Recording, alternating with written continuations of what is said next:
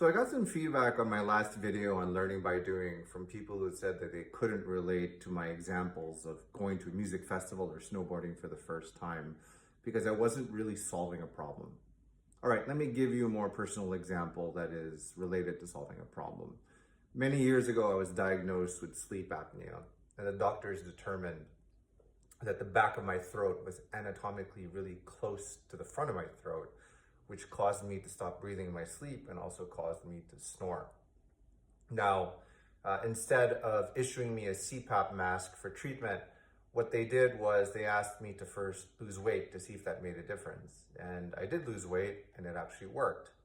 Fast forward to a few years ago, my girlfriend started to complain that I snored in my sleep and it made it very difficult for her to sleep. I told her, oh yeah, I already know what the issue is. I'm just going to lose some weight. And so I did lose weight. But then she said the snoring was still there and she still had a difficult time falling asleep. I was quite insistent that I knew what I was doing and this would solve everything, but it didn't.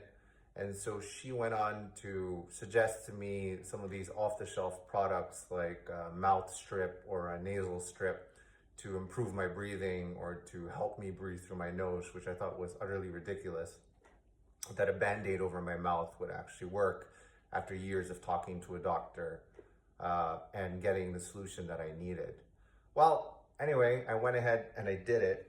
A few weeks ago, I bought this mouth strip, which is like a Band-Aid over your mouth. It forces you to breathe through your nose. And I bought this nasal strip, this Japanese nasal strip, which helps widen the bridge over my nose. And I can tell you, after 2 weeks, it worked. She said I stopped snoring. It was incredible, learning by doing.